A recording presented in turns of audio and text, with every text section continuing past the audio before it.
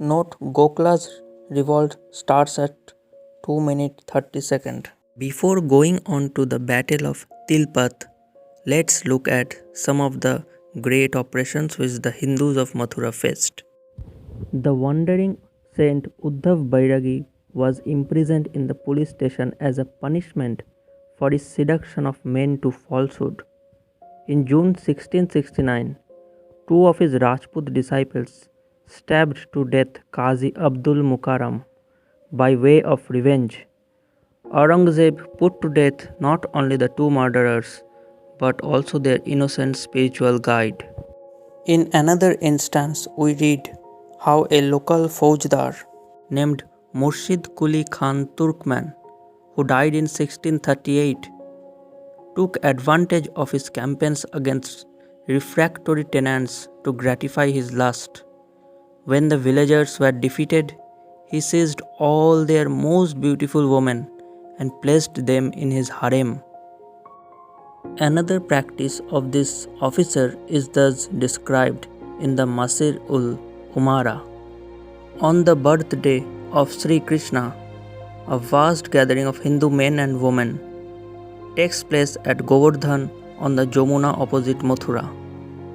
The Khan, painting his forehead and wearing a dhoti like a Hindu, used to walk up and down in the crowd.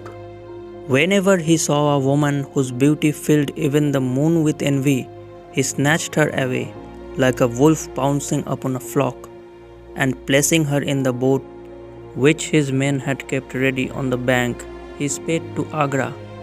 The Hindu for shame never divulged what had happened to his daughter or mother or wife. Abdul Nabi Khan, who was the Faujdar of Mathura from August 1660 to May 1669, was free from such vices, but he gave the people equally strong provocation in another way. Aurangzeb chose him as Faujdar of Mathura, probably because he, being a religious man, as the court history calls him, was expected to enter heartily into the emperor's policy of rooting out idolatry. Soon after joining this post, Abdul Nabi built a Jama Masjid in the heart of the city of Mathura in 1661-1662 on the ruins of a Hindu temple. Later in 1666, he forcibly removed the carved stone railing presented by Dara Shikoh to Keshav Rai's temple. When in 1669 the Jat peasantry rose under the leadership of Gokla, the Zamindar of Tilpat, Abdul Nabi marched out to attack them in the village of Bashara, but was shot dead during the encounter about 10th May.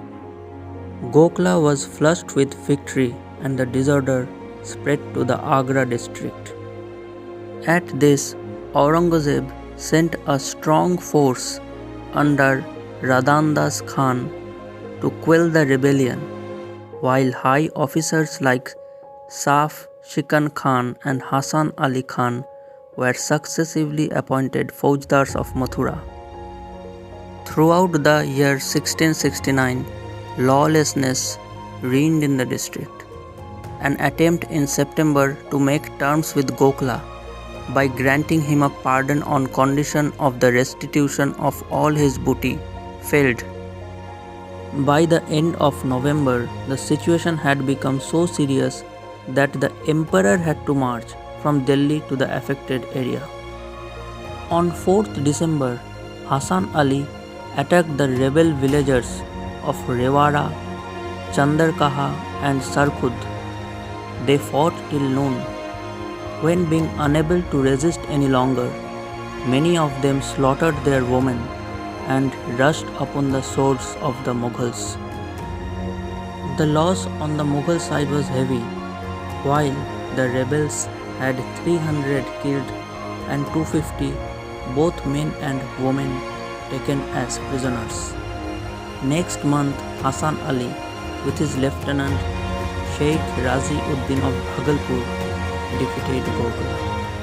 The rebels who mustered 20,000 strong, mostly Jat and other stalwart peasants, encountered the imperial forces at a place 20 miles from Tilpat and charged most gallantly.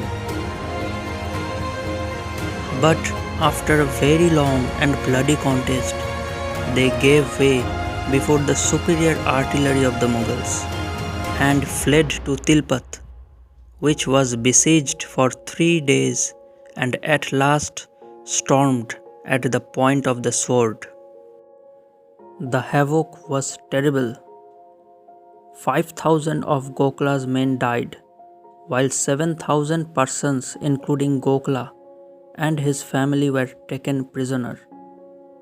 Gokhala's limbs were hacked off one by one on the platform of the police officer of Agra, and his family was forcibly converted to Islam. But the rebellion didn't die out with the loss of Gokhla.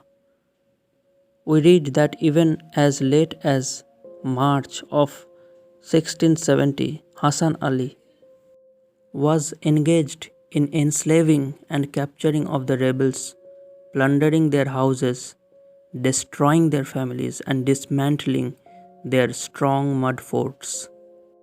These measures had the desired effect, and the rebellion died out.